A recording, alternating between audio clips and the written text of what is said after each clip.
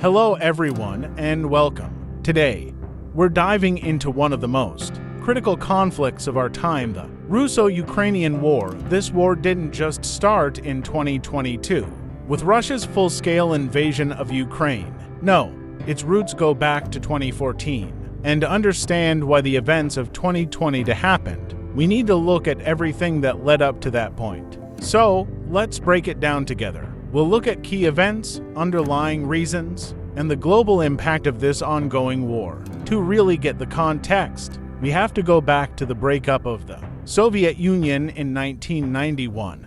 This is where Ukraine's modern story begins. In 1991, after over 70 years under Soviet rule, Ukraine declared independence. It was a big deal for Ukrainians who had wanted self-rule for centuries. But while Ukraine gained independence politically, its economy and much of its government infrastructure were still tied to Russia. On top of that, Ukraine's population was and still is diverse. In the east, closer to Russia, many Ukrainians spoke Russian and had strong cultural ties to Russia. In the west, near Europe, Ukrainians were more inclined towards the EU and NATO.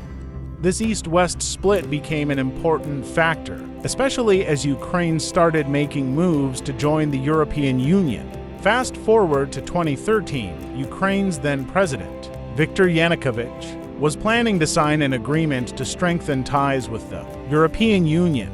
Many Ukrainians, especially in the western parts of the country, saw this as a positive step towards a more European-aligned future. But Yanukovych suddenly changed course, bowing to Russian pressure and choosing closer ties with Russia instead. This sparked massive protests in Ukraine, which became known as the Euromaidan protests. Euromaidan wasn't just a protest, it was a movement. People were calling for freedom from corruption, European integration, and an end to Russian influence. The protests grew larger, especially in the capital, Kyiv, until eventually Yanukovych fled to Russia. Ukraine formed a new government, and things seemed to be on a hopeful path for the people. But this political shift didn't sit well with Russia. Just after the Euromaidan protests and the formation of a new government in Ukraine, Russia acted quickly. In early 2014, Russian forces moved into Crimea, a Ukrainian peninsula with a majority Russian-speaking population. Russia justified this by saying it was protecting ethnic Russians, but it was clear this was also a strategic move. Crimea gave Russia access to a critical port on the Black Sea, which it needed for its navy and trade. In March 2014, Crimea held a controversial referendum, with an overwhelming vote to join Russia. However, this referendum was conducted under Russian military presence and widely criticized internationally as illegitimate. Russia quickly annexed Crimea, which sparked outrage from Ukraine and the global community. This move marked the official start of the Russo-Ukrainian conflict. Western countries imposed sanctions on Russia, and Ukraine received support from the US and the EU, but things didn't stop with Crimea. Following the annexation of Crimea, tensions continued to rise, particularly in eastern Ukraine. In the Donbas region comprised of Donetsk and Luhansk pro-Russian, separatist movements emerged. These separatists, often with covert support from Russia, declared independence from Ukraine. This led to a series of clashes between Ukrainian forces and these separatist groups, which eventually evolved into an ongoing armed conflict. During this period, Russia provided the separatists with arms, training, and, allegedly, even direct military support. Although they officially denied this, Ukraine, meanwhile, strengthened its ties with NATO and the EU. But neither organization was fully ready to involve itself militarily in the conflict. By 2015, a shaky ceasefire was attempted with the Minsk agreements, but fighting continued sporadically.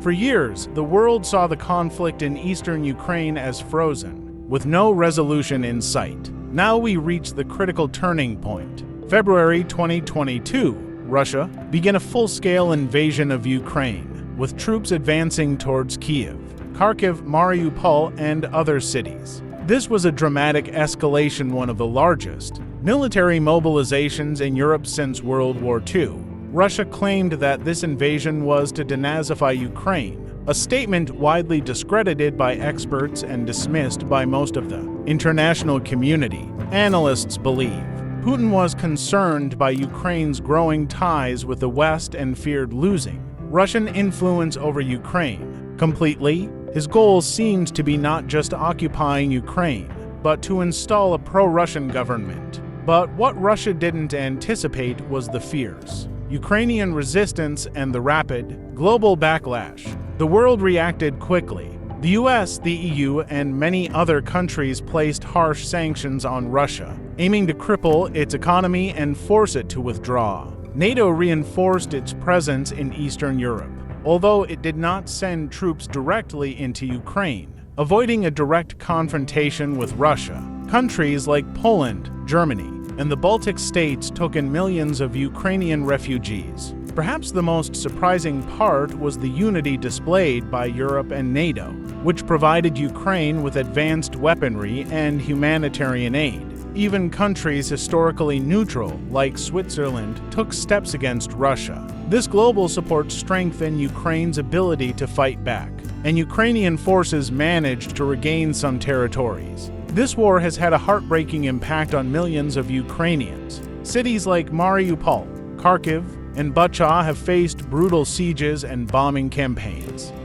Thousands of civilians have been killed or displaced. Families have been separated, homes destroyed, and entire communities uprooted. The psychological impact on Ukrainians, especially children, will last generations. This conflict has implications far beyond Ukraine and Russia. It's testing the strength and unity of NATO, the resilience of the EU, and the limits of Russia's influence. Economically, the war has disrupted global markets, especially energy, as Europe tries to reduce its dependence on Russian oil and gas. Where this conflict goes from here is uncertain. Ukraine has made strides in reclaiming occupied territories, and diplomatic efforts continue, but Russia shows no signs of backing down. Whether it's a negotiated peace, a frozen conflict, or further escalation, this war will continue to shape the global landscape.